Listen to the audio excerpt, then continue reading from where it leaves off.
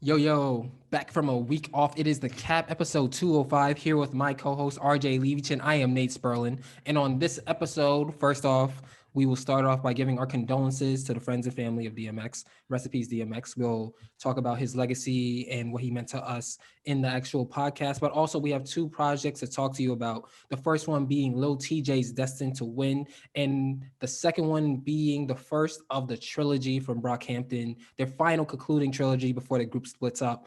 Roadrunner, New Light, and New Machine. So check us out. We are on YouTube, Spotify, Apple Podcasts, Anchor. We're on mad shit. So yeah, check us out.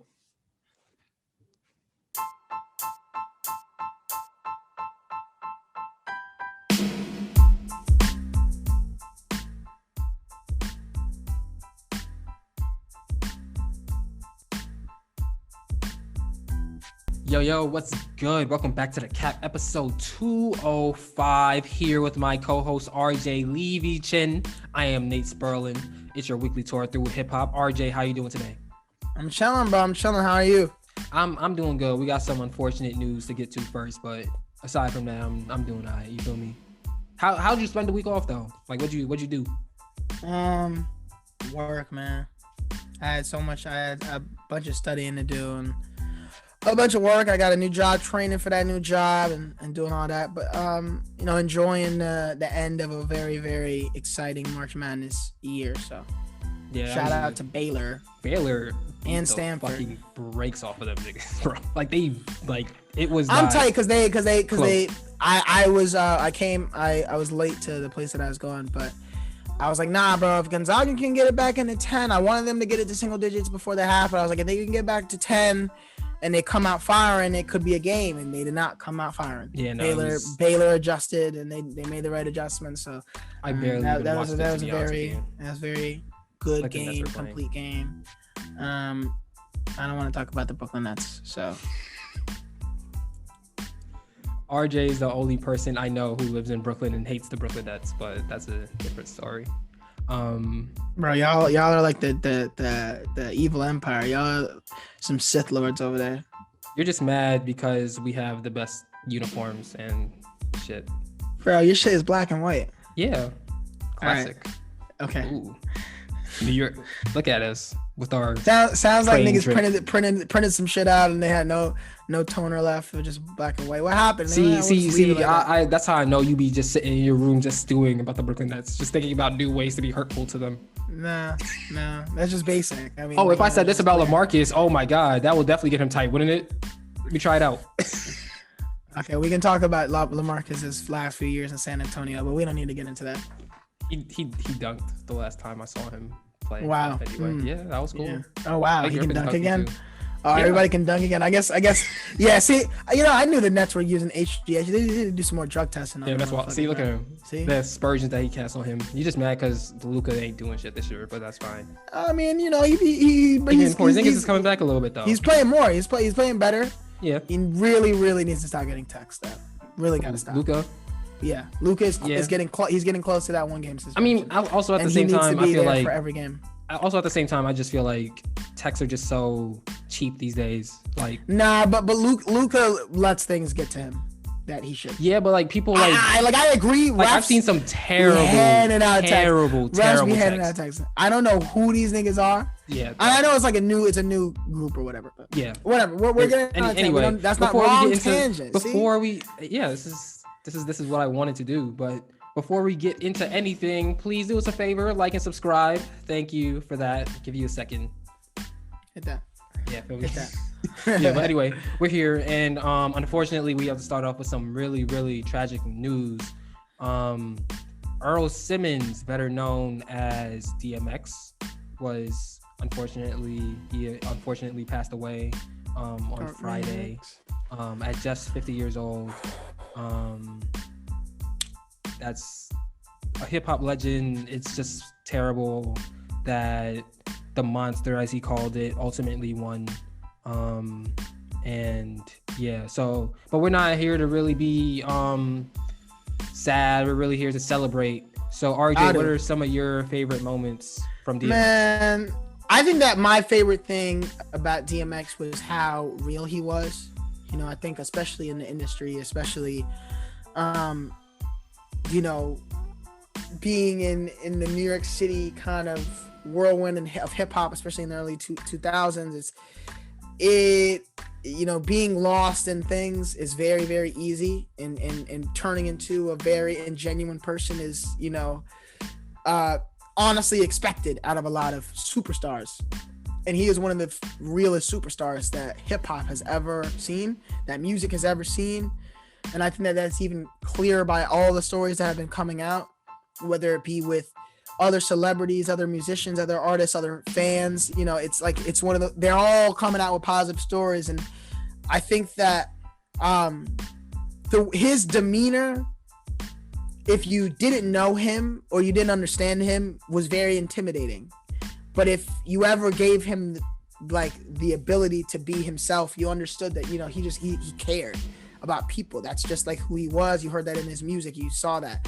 So I think that hip hop is certainly going to miss him, but I think that his music is one of the most impactful things that music has ever seen. I mean, he's one of the very few artists to go #1 on the billboards with his first 5 albums. That's insane. You know, like that's a different level. That's a different control of the fans. So I think that anybody that doesn't know about DMX, you know, I don't blame them. It might be, you know, before your time, but it is time to respect this guy as an artist. You know, if there are things, he has made mistakes like we all have. He has done things that, you know, he may not have been proud of in the moment like we all have, but I think that he was at the end of the day a great man, and he was someone that was always working on bettering himself. And I wish that he had the ability to really see that through, but, you know, in his own words, you know, he's lived a good life. So yeah, rest in peace. Yeah, definitely rest in peace. I think the one thing that comes through about DMX, whether it be him performing his music or him just speaking, is just his energy. And he's one of the rare humans on earth who have been able to portray such a high level of energy through any medium. And I think that's something that really goes understated. I think that he's someone who was, like RJ said, someone who was focused on bettering himself, and he was someone who really lived a life. He wasn't really trying to be the cool guy. He was just trying to be himself. You see that in him. One of my favorite DMX, I guess, I don't know if this really counts as a meme or not, moments, but the one where he's caring for his orchids, and he's talking about how when he started off, he's like, yo, I gotta buy him the best soil, I gotta buy him the best light and everything, but all they really need is love and attention. So just like seeing little things like that, seeing him learning about life and seeing him appreciate life in every single moment of it is really, really, that's something that really kind of, it really makes this more of a celebration, because you kind of feel like he said it himself. He said that if he were to die, he said this in February on Drink Champs, if he were to die, that he felt like he lived a good life. So seeing him have that closure kind of makes it easier for fans and people who may not have been fans, but people who still understand his legacy and his importance to the genre of hip hop, to Black culture in general, to stomach this a little bit more. But it's just tragic the way that he went out, and it was also tragic the way that certain things around him, like misreporting of him dying before he actually did die, and New York Post putting out stories about his misfortunes and stuff like that. It's just tragic how those things came about, and that's also something that shouldn't really happen, because this is a man who was fighting for his life at the time. I think that there's definitely more respect to be deserved for that, moment. But at the end of the day, it's just it's a celebratory thing, but it's still sad that DMX died, because we should definitely celebrate his legacy. But at the same time, he was just 50 years old. He had so much more life to live. So yeah, sure. Rest in peace to DMX, for sure. Sending good vibes and condolences to his family, his millions of fans, everybody who knew him, friends and stuff like that. But yeah, rest in peace to DMX. All right, moving on. We have 2 albums to talk about. We didn't have a podcast last week, obviously, because you guys missed us, and I don't know about RJ, because RJ be wilding sometimes, but I missed you, so that's cool. Well, anyway, under that. Anyway, Lil TJay, who dropped his album last week Friday, the first week of April. Destined to Win, 21 tracks, an hour and 4 minutes long. We have features from Black, Polo G, 504, and Saweetie, Tyga, 2C, Offset, and Moneybagg Yo. RJ, what did you think about Destined to Win from Lil TJay?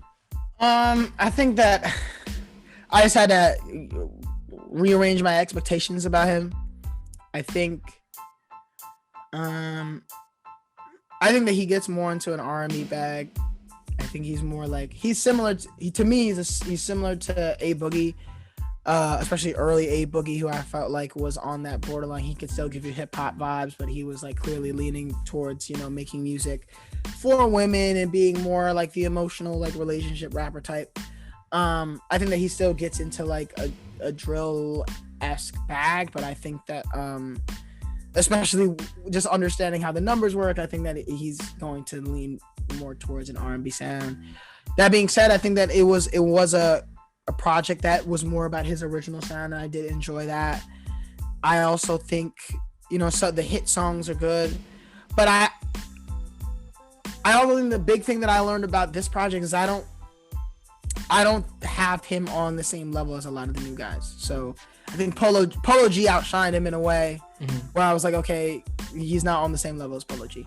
And then I started thinking about other people who kind of like get into this, like, let me sing more. And I started comparing him to like a guy like Roddy Ricch, and he is nowhere near on a Roddy Ricch level. So I think Lil TJay is good, but I think that, you know, 61,000 in the first week is definitely, you know, what I expect. And I don't know if he's going to continue to grow, but I think that this is better than that State of Emergency little project that he dropped. Oh, without a doubt. So without a doubt. That is definitely a positive to take away. I agree. I think that this is the project that he needed to drop to bounce back from that State of Emergency project. I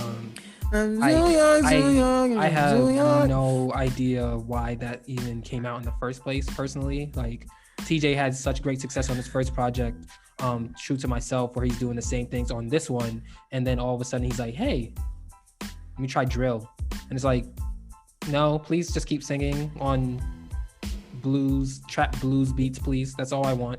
Sing about your girl and sing about your, like, you could do that, and he could rap a little bit too, but like, I just don't really want him on like that slow tempo thing unless it's with Pop Smoke or another drill artist on that similar level. But overall, I did like this project. I think that he did lean heavily into the R&B bag, but then he still gave us some of the street songs, some of the trap songs that's just more so about staying focused and his hunger, and there's some songs where he talks about trying to be a positive influence and stuff like that. So I think that there's a good mix here. I think that this is a borderline on par project for Lil TJay. I think, yeah, I think I just fucked with it. I didn't fuck with it heavy. It's definitely not going to be like the project that I'm going to go back and listen to in full, but I will definitely take the songs that I fucked with out and just listen to those on repeat. Yeah. I feel that. I think that what got me tight is that when he was promoting the album. I mean, this is how you should promote your album. But he was talking about how there's no skips and all the time. There are skips. Yeah. And and that's okay. You dropped 21 songs, like. Yeah, that's true. I don't see how you could drop. There's very few people who could drop 21 songs and there would be no skips. No skips. Like, and I mean, like that's like Earth, Wind, and Fire, and like that level, like it, you know. That's like a greatest hits album type thing. Yeah, for real. But what I will say is that here's the problem. I don't think that he dropped his hit that makes the person that's not a Lil TJay like fan like stick around. Like, I don't think that Lil TJay put himself in a position where people are like checking for him that aren't fans. I mean, I think he did already, but I think that that's the one that really started off his career on the main stage, which was but I think that if you know when he first popped out, and then if you think about I see not going into State of Emergency, and then going into State of Emergency, and then into this, I don't think those first fans that were like, oh, let me check for Lil TJay, he could be lit. I don't think that he's retained them with these two projects. I think that State of Emergency hurts him, but I think that if he would have dropped this project after the last one, then it would be a different story. I agree with you 100%. Yeah. But he didn't. Yeah. so that's because I think that Zoo York is one of those songs, bro. I was playing ball the other day, and somebody was playing that song, and I was like, bro, this song is only a meme to New York niggas, and that's all that it should be. That's the only thing that it should be, because that is really. I remember the first time I heard that song, it was like, wow. Yeah, no, he really did this.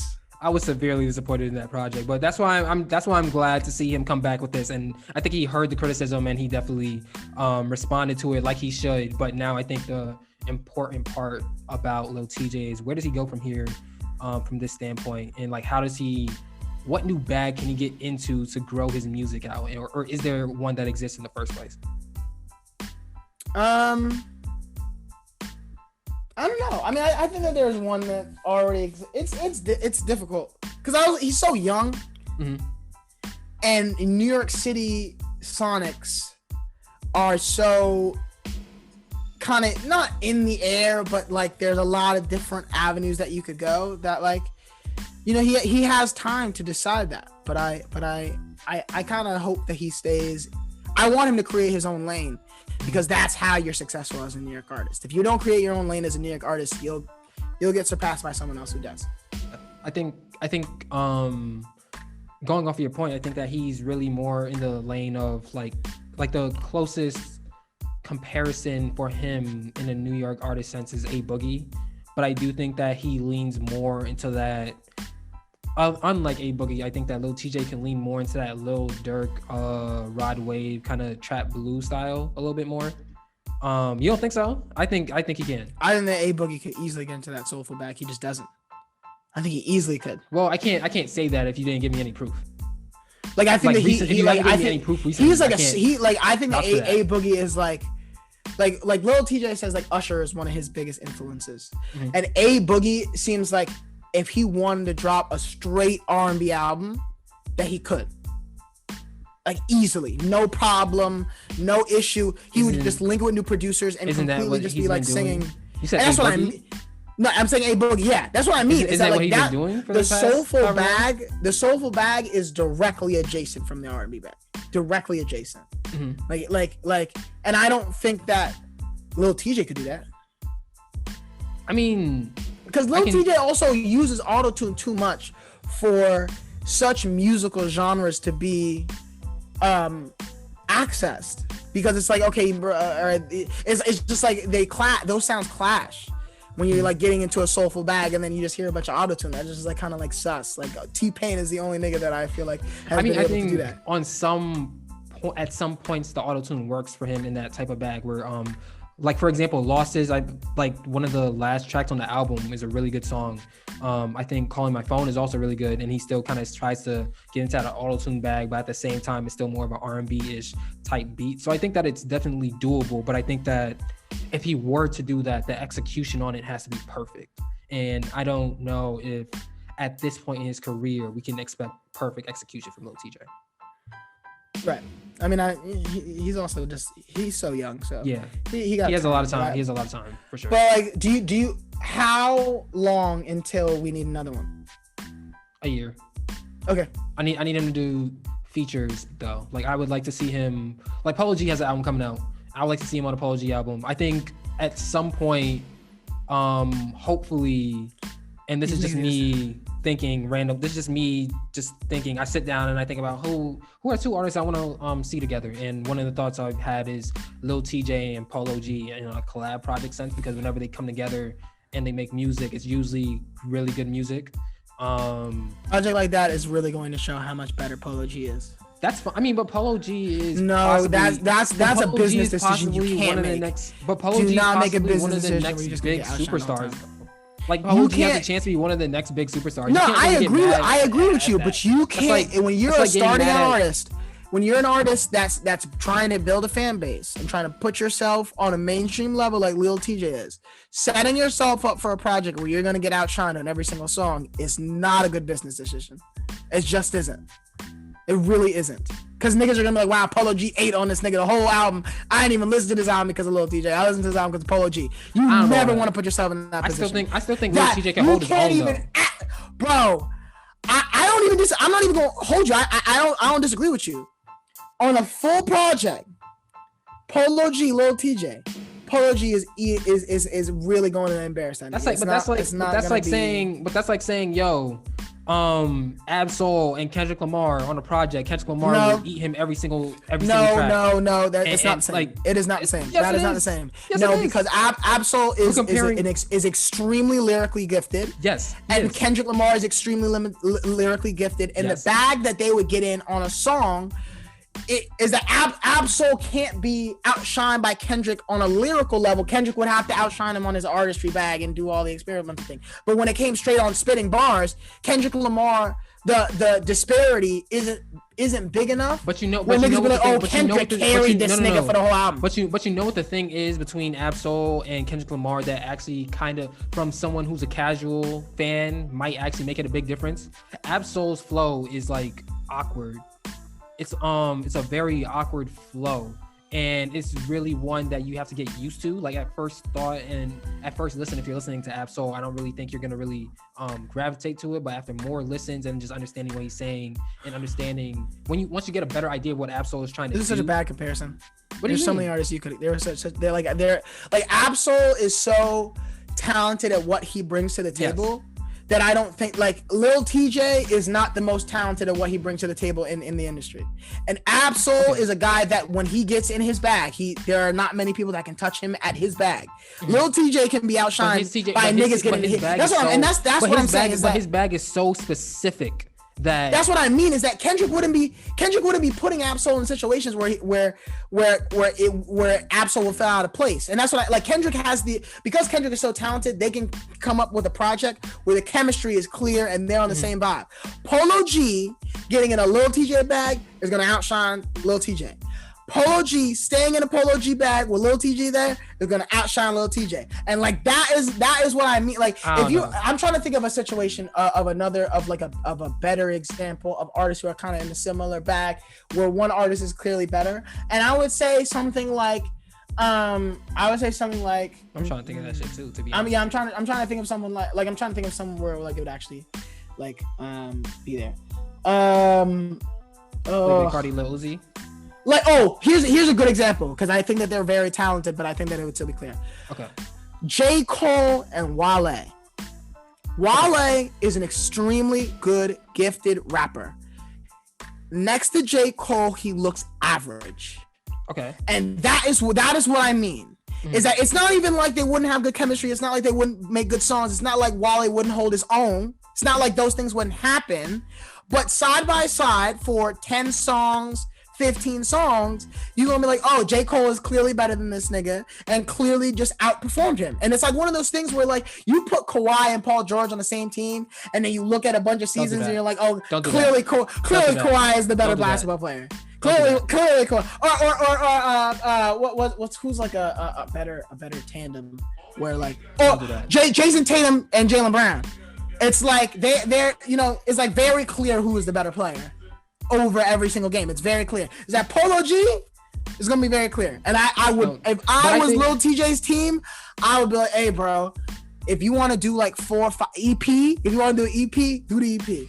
We can't let you do a full. We can't let you get outshined for a full project. But I'm thinking from my perspective, I'm thinking a bit more so like maybe some years down the line where Lil TJay becomes more established. Excuse me. And also I think going back to the J. Cole Wale point, while yes, J. Cole is obviously more talented than Wale, at the end of the day, I still think that if you're listening to it, you're still gonna take away from it that you're like, damn, Wale is still a really good artist, and that's what I'm saying. I don't think that you'll take that. You'll be like, damn, because I think you can. I definitely think you can. That's the thing is that I think Polo G is more versatile in a way where he's just gonna perform better. Period. I mean, yeah, I think Polo G will definitely perform better, but I still think that Lil TJay will be able to hold his own and be able to still make it like a contribution to the project where we're not like, oh damn, Lil TJay was backpacked by Polo G. Like I don't think that, I don't really see that happening as much as you do, but we're getting away from the point. What are some of your favorite songs on this project? My favorite songs on this project. I want to be famous. You know what's funny is I think he has a song in 2K, and that song is fire. All right, look at him. Retraction off rip. Why is Sweetie on this project? Run It Up. Headshot. And those are my two favorite songs. Those are your two favorite songs? Yeah. Oh yeah, you're wildin'. You're definitely wildin'. I think the back end has way more hits. Hood Rich is Heat, Part of the Plan, No Cap. Life Change is the best song on the project to me as of right now. Nuff Said is cool, and Losses that came out as a single that I fucked. That was like the only single that I fucked with. But at the same time, like if you have a single that I fuck with, that's actually impressive because I don't really like singles like that in the first place. Like we discussed this before. But yeah, I think overall it's a good project. I think that it's something that you definitely listen to and take your favorite songs from. But in terms of replay value as a whole, I don't really think it's there. I really think it's just there for your favorite songs. Like these, I think 6 songs are going to be songs that I replay for probably the rest of the year. He needs to I think what's next for him is I'm looking at one of these songs and one of the writing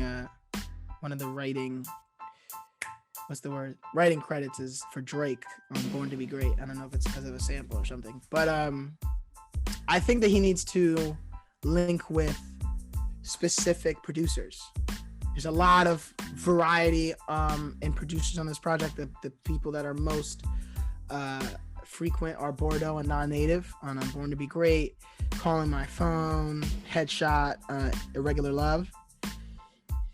I think that he needs to lock in with some producers and really kind of, play with specific sounds and figure that out. Because I think that's every artist has to kind of go through that position. I think when you first start out, you're kind of, all over the place unless you're in a position where you're coming up with, a guy or someone that you've been working with since, for years. But I think that right now he kind of needs to create some relationships with some producers. But, he's a young guy. And I think that, he's not, he didn't show me that he has no talent. He showed me that he has talent and that talent just needs to be refined. Yeah, I definitely think refining is something that's going to be in the next step, and hopefully we can hear that in the next year. I will say that if he comes out with another project this year, I'd be worried. I think he needs to step away and refine it more. Yeah, I mean, he was saying that there were supposed to be no skips on this project. So if he drops another project, I think that would be that's too high production on songs to be able to really, put your first foot forward. Yeah. Your best foot forward. Yeah. All right, moving on is the RJ segment talking about Brockhampton, Roadrunner, New Light, New Machine. 13 tracks, 47 minutes long. Danny Brown, JPEG Mafia, ASAP Rocky, ASAP Ferg, So Gone, So Flexy, Charlie Wilson, and Baird. I'm sorry if I'm mispronouncing that wrong, but there's like an I in the middle, and I'm just confused. Yeah, I don't know. I think it's Baird. Yeah, it's Baird. Okay, so Baird. So. Anyway, RJ, what did you think about this? One of the first of the last 3 Brockhampton projects. Okay, ladies and gentlemen. I have been having a very, very close eye on on this group since even pre-2017, which is that's when Saturation dropped, and the Saturation trilogy is what really put them on the map. One thing that I'll kind of say precursor to this whole thing is that this project forced me to not think about them in the way that I've thought about so many different groups, and really start realizing that their best attribute was their production. You think about a lot of groups, you talk about the artist, that's just what we're used to, but the way that they've been able to hit all these different bags and the way that they've been able to still in a certain way stay unique and have their own sound while also being experimental is like very, very intriguing with the amount of people that are involved. So kudos to them for that. This project, Roadrunner, New Light, New Machine, if you fucked with the Saturation projects but Iridescence and Ginger kind of took you away, this is the project that's going to bring you back in. I think hip-hop fans are going to enjoy this. They got deep into a hip-hop bag on a lot of songs. They're not nearly as experimental on this project. I think that holy fuck. No, this wasn't nearly as experimental as the other stuff. Oh boy, yeah, I know. Bro, I'm telling you. I'm set on my spot on the platform. The train has left. I'm cool. Yeah, and that's the thing, is that's okay. I think that they're meant for a specific type of ear, and that they're never, especially since their tenure as a boy band is going to be coming to an end. I think that their sound as a group is clearly going to be, one that blends the lines of different genres and stuff. That being said, good project, came with the vibes that I wanted to. I liked the different energies that they got into, but to start this off, I definitely want to say I don't think that they should be doing features ever, no more. No, we don't. They do not need features. I like the idea of the Danny Brown and bringing in, Peggy and bringing in, A$AP Rocky, and I don't need it. I think that they got, I don't know if outshine is the right word, but I think that they were not needed. And I think that the rappers and the vocalists in Brockhampton are not solidified as artists enough where they easily get outshined by people like A$AP Ferg and Rocky, easily. That A$AP Rocky, A$AP Ferg, I was like, oh, this isn't. I don't know whose song this is. Like that JPEG Mafia song, JPEG raps for like half of the song, and I'm like, I didn't come here for this. Like, I know I didn't come. It's like y'all got 8 different vocalists or whatever. I don't need a minute and a half of another guy. Like, I'll listen to the other person if I really wanted to do that. So, good project. Didn't need the features, although they were good songs. I really, really like, especially watching how niggas are responding. I really feel like they got outshined by those songs. Are not the best songs. Those songs are not the best examples of Brockhampton's talent, and those features were not needed. Maybe the Danny Brown one. Danny Brown one was nice though. I ain't gonna lie. Yeah, I thought Danny Brown fits in here because he's sort of in that weird bag in the same way that I thought that Brockhampton is. But ignorant moment time. Brockhampton is a huge group, and the only other huge group I can think of that's had as much success and potentially more than Brockhampton is Odd Future. RJ, tell me why Brockhampton is not the next Odd Future in terms of splitting up and stuff. Oh no, they couldn't be closer to Odd Future.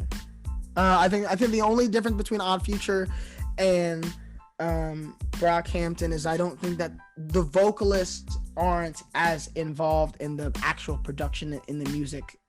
I don't think so. I think that it's just like different roles, because there's like, we literally have producers versus like Tyler being like, let me just oversee all these things, like from every creative aspect, let me oversee it. That Kevin Abstract is not that guy, and there are other people to fill in those roles.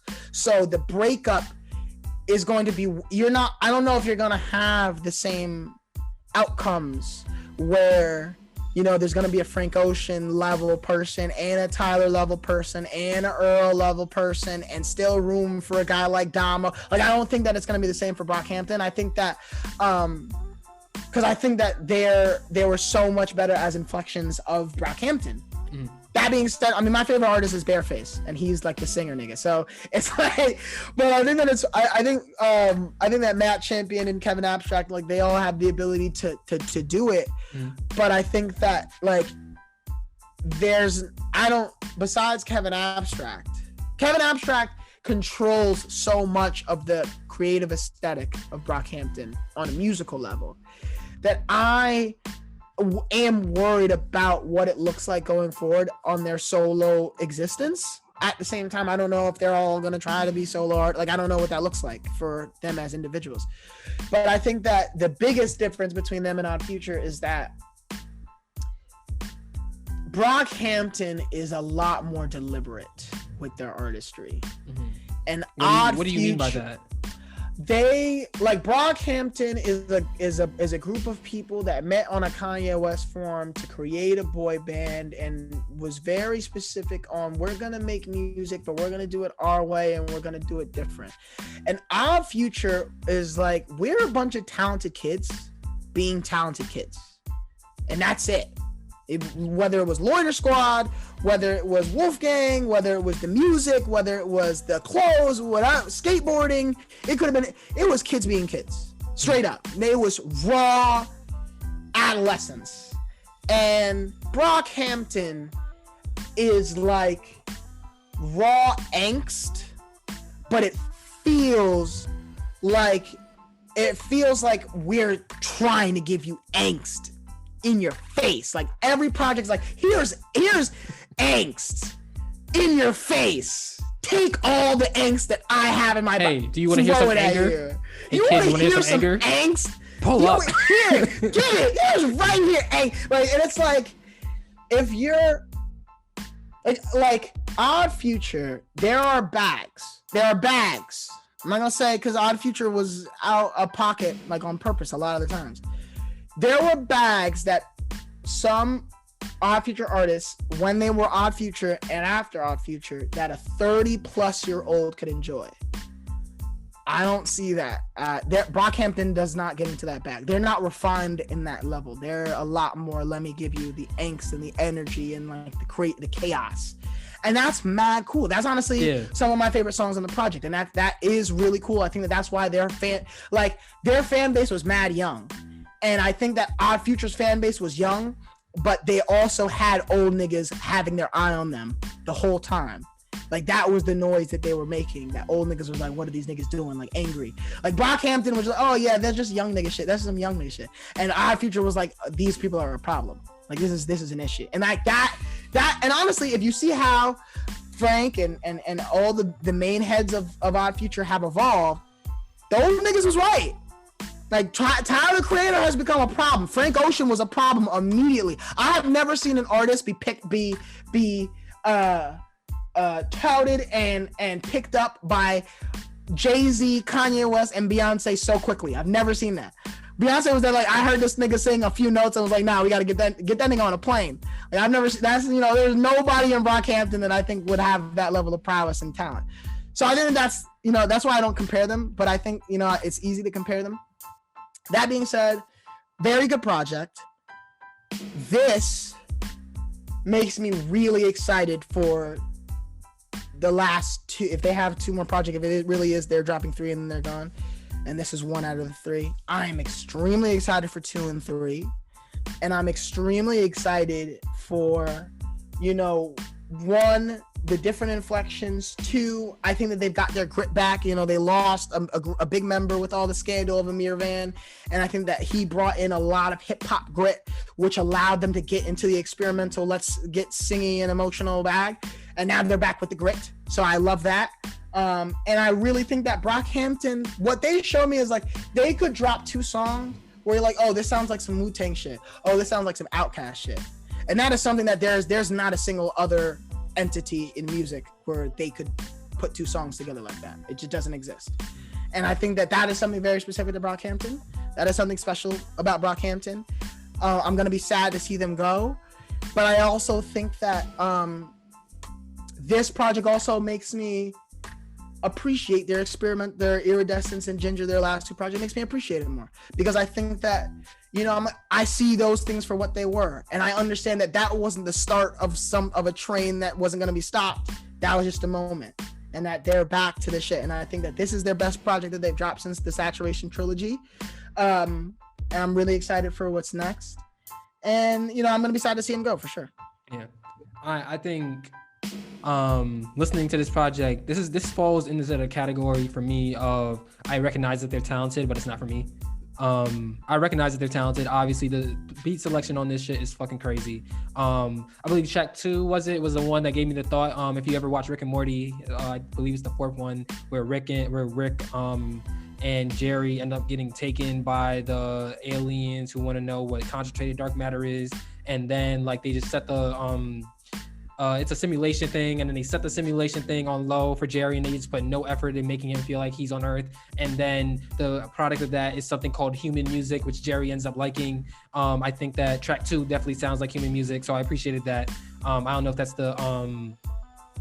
if that was the inspiration behind it or not, but that's just a random thought, so take that as you will. But I think overall, I agree. I think that this is, it's interesting to hear you speak about it, because if this project isn't really that experimental compared to their other projects, it makes me wonder what their other projects sound like. So I might go back and listen to them. But as far as listen to the Saturation Trilogy, their albums, it's like they have their hip hop bag and experimental bag. Mm-hmm. And you're listening to the project, like it'll be very clear from the get-go of each song. You're like, oh, this is classic hip hop bag, or it'll be very clear. And that is every project that they have, where it's like half and half, especially once you get like more into each project. You're like, okay, this is more. But I think that like this project is a lot more refined, a lot more straightforward than a lot of their other projects. All right. Because I think there are spots where I'm like, okay, this is a pop song, this is a hip hop song, this is kind of a rock hip hop mix a little bit. So I see them.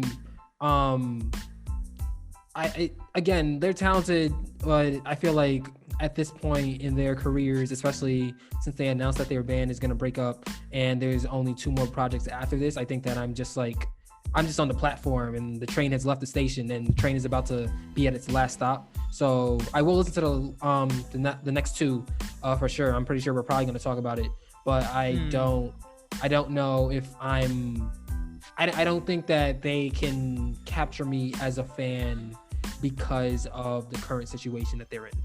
You know what's crazy is that when I think about Odd Future, because you have me just thinking about the comparisons, is that every member of Odd Future was a group of individuals. Mm-hmm. And when you're a group of individuals, stars, and you're a group of individuals and they're all stars, is that the development of the group is directly based off of each individual's own development. So when I think about Frank Ocean, from Nostalgia Ultra to Channel Orange, when I think about Tyler the Creator's evolution from Bastard to Goblin to Wolf to Cherry Bomb to, when I think about Earl's evolution, is that they all evolved into a bag that was so specific, not specific, but so unique to the artist. And they controlled the bag so completely, where the fan bases and widespread was like, okay, you're one of the greatest at the thing that you do. That's something that, because Brockhampton acts as an actual boy band, where the content that they create is them as a group and not directly trying to highlight any individual at any moment in time, is that the development is very different. So while Future wasn't dropping many group projects, your enjoyment of them as a group was more about the culmination of the individual performances and being like, oh, this is a group of a bunch of like talented niggas that fuck with each other, rather than like, oh, this is a talented group of people. And like that's thinking about someone like Wu-Tang, versus an Outkast or Migos, where, I'll say Migos because Outkast is also just a little bit different. But, you compare Wu-Tang to someone like Migos, is that Wu-Tang were dropping group projects as well as all of the individual artists had their own bag, creating their own fan base and, doing their own thing that was lit. And Migos, they dropped Culture. We fuck with them. Culture 2, it was like, all right, this isn't as good as Culture 1, but it's still, all right. And then they dropped their solo project, and then they were like, no, we want the group. You leave it as the group.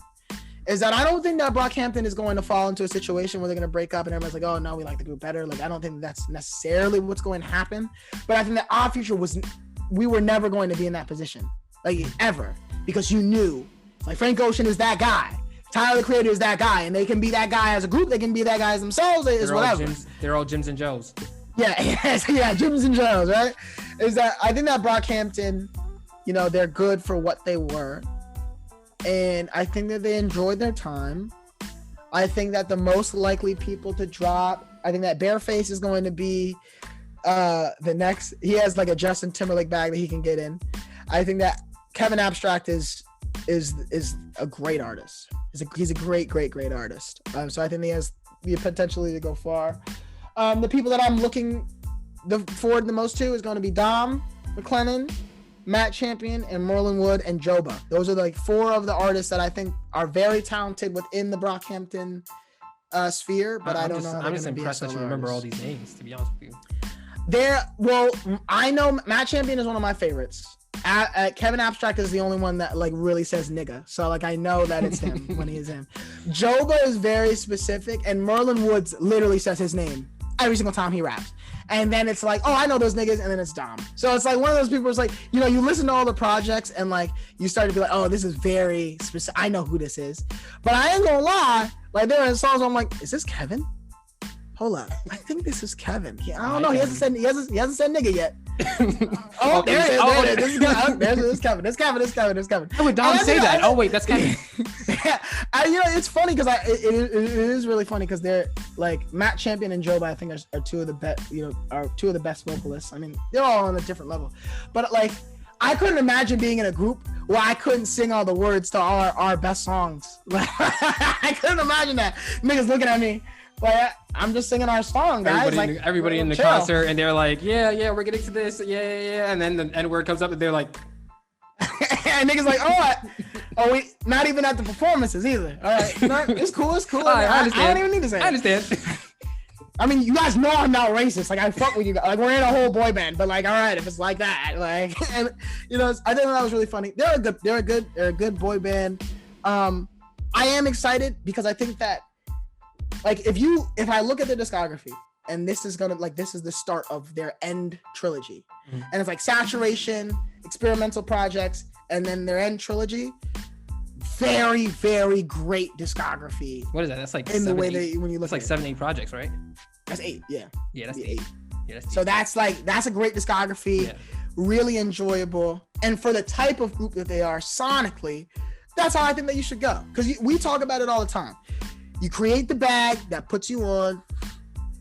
You solidify that bag. I don't think they solidified that bag necessarily, but you know, you solidify that bag. You get experimental so that you can kind of make yourself a little bit more well-rounded, and then you just kind of keep going on being one of like your best refined self. You know, growing as you go.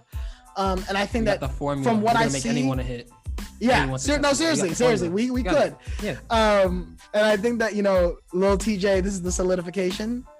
Yeah. And then he needs to, you know, maybe one more solidification, and then he can, you know, expand his bag a little bit, and then we get a Polo G collab, and we're lit. You know, yeah, right. But I think, you know, Saturation full of pop outs. I'm with that because that's go sell. Yeah. But I think that, you know, I think that, you know, these next 2 projects are going to be great, and I think that they're going to seal a bow on it, and I'm excited to see if they, you know, they have had documentaries and stuff, so I want to see if they do more content, you know, outside of that. Mm-hmm. You know, I kind of hope that they do, especially, you know, being on a label and stuff. I hope that they get more into that, especially because they can't do performances, and I know that they're, you know, they are very creative guys, so I hope that we get a lot, because they had a lot of videos with the Saturation stuff, and they have not had many videos. They had, I think, 1 video with this, so hopefully we get everything that they can offer, because they have videographers, they have creative designers. Like, that is something that I think I hope that they inspire more groups to show up, where the groups include graphic designers, producers, the managers. It's just an artistic collective as a whole versus that is the one thing that I really hope. Because I think, like, even if you think about the baby brings in the videographers that did all his shit, and now they're really setting a new bar. It's like, that's what I love when something happens like that, and I hope that we see more of that. But favorite songs? I don't know why. I think I'm just a person who likes to end of projects. But When I Ball, Don't Shit Up the Party. Okay. Don't Shit Up the Party. You know what? Don't Shit Up the Party. That one. That one. This is Don't Shit Up the Party. This is yeah, that's a banger. I fuck with it. And The Light Part 2. That's my 3. Yeah. I agree with you. I mean, I think that I remember the first time I played Don't Shit Up the Party, and I was like, hold up. Wait. That's the. And I remember like I kept playing the project, and I was like, wait, nah, I got it. Wait. I played like another 2 songs, and I was like, nah. Hold on, Don't Shoot Up the Party is that song at H&M that gets you to buy more. Yo, bro, and that's like that was one of the songs because there's different inflections, especially towards the end of that song, where they're like and they do the humming and shit, and I was like, ooh, that's like kind of like Outcasty, like I like that. That song is one of those that's like peak Brockhampton. I'm gonna give you the angst. I'm gonna give you like the musicality aspect at the end. I'm gonna show you that we can sing, we can rap. I'm gonna show you how we balance. I'm gonna show you how I can talk about shit too. Because I think that like Kevin Asher be talking about shit sometimes. So I really think that song is great. That's one of my favorite songs. I'll Take You On. Oh my God. I mean, I don't think that it's possible to make a bad song with Charlie Wilson on it. I don't think that it's possible. I think that if you do that, then you have to be arrested. Like it should be a federal offense. No. It gotta be worse than that. That's not a federal offense. Federal offense. How many years? Put Charlie Wilson on a song. 18. God 18, damn. nigga. Lock that nigga up. Stop. You do not make a good song. I don't want to see none of my niggas in chains. But if you make a bad song with Charlie Wilson, something gotta happen. Damn. Consequences gotta be given out. I'm sorry, some. It don't have to be the 18 years. Some gotta. No. This song was fucking fire. God damn. I'll Take You On. And then Windows. I was going through the project and I wanted to say Dear Lord because I love Bareface. I want to talk about the light, and then I heard the light part 2. I was like, maybe the light part 2 is better. I knew that I was not gonna say Buzz Cut or Chain On or Count on Me or Bankroll like a bunch of niggas are saying. I knew I didn't need to say that because like Chain On sounds like a JPEG Mafia song. Bankroll sounds like I will say that Bankroll sounds less of this is an ASAP song. But if you think about it, Rocky experimental. So yeah, I mean also like with Ferg's Floor Seats. Those 2 projects, he's becoming more experimental too. So it's like so it's like I don't that easily could have happened. So and I like them as themselves. So it was easy to kind of go for songs that didn't necessarily have where the features weren't like the main course. Because I definitely feel like Bankroll and Chain On, they're the main course. And like that is, I have an issue with a group as big as fucking Brockhampton, having all the niggas in there, having someone else be the main course on any fucking Brockhampton song. That's just something I'm gonna have an issue with. Yeah. But yeah, I mean, I think that Windows is the beat of Windows is crazy. That's classic hip hop. That's a beat that if you threw up for a freestyle for any radio interview, like niggas will rip that beat apart. I'll Take You On, and Don't Shoot Up the Party. I mean, yeah. I hope more niggas can hear that song because that song is 10 out of 10. Yeah. I have nothing. Is that the first 10 out of 10 you've ever given? No, but that's probably one of the first. I thought you don't believe in 10s. That's one of the first 10 out of 10s. Because I think that for a song, certain songs can be executed and you're like, I don't see the song being any better. Projects you can always like kind of like, I don't know if I liked every song, or once you get into groupings of songs, you're like, I don't like all this music. Cop Out RJ. Songs are different. Nah, that's because RJ. you know that there's Migos songs where like, oh, this is a perfect Migos song. There's no part of this that could be a better Migos song. All of them did their job. The beat was right. But I believe that albums can be that way too. I see. That's what I'm saying. I don't think that it's very difficult. It's very rare. It's very rare for an artist to be that consistent, genuinely that consistent, and me not be like pulling any punches. I mean, it's possible. And me being like, oh, I literally enjoy every single song on the peak level, and it's all that good. Like if one song is making up for another song, then it's not a 10 out of 10 for me. Oh no, that was me on the Coda project. Every song serves its purpose. On the what project? Coda project. To Kill a Sunrise. Maybe. Which is currently my album of the year, but we'll see. Oh yeah, I forgot that that's your album of the year. Oh yeah. This might be my album of the year right now. Which one? This one? Yeah. Oh, all right. I'm not on that train. I don't know. I didn't have my 275. I did not have my 275. My fault. Bro, I would have jumped. You talking about hopping shit, bro? Come on now. You just not going right there. They're right there, bro. I would have looked at them like this. Yeah, all right. I would have waited for the train. I would have stared at them, and then right when it jump, you gotta time it right. You're not timing it right. Anyway, that's RJ Levichin. I'm Nate Sperlin. Thanks for listening. I don't know what that is. That's you running. That's me running. That's how you run. Are you a hooper? Hey, you a hooper? All right, copy. Yeah, that's me on the court. Look, I'm not gonna hold you. I'm not gonna hold you though. If I see you running like that, like high key, like you might get a turnover out of me just because I'm laughing. But that's what I'm saying. It's might get a turnover. Mind games. I play the mind games. You see that? You see this coming at you? You Patrick Beverly. You see, straight face. What you gonna do? Yeah, you wilding over there. Yeah. That's RJ Leavington. I'm Nate Sperlin. Thanks for listening. Like and subscribe. Wear a mask. I want to be outside for the summer. See you next week. We out. Peace.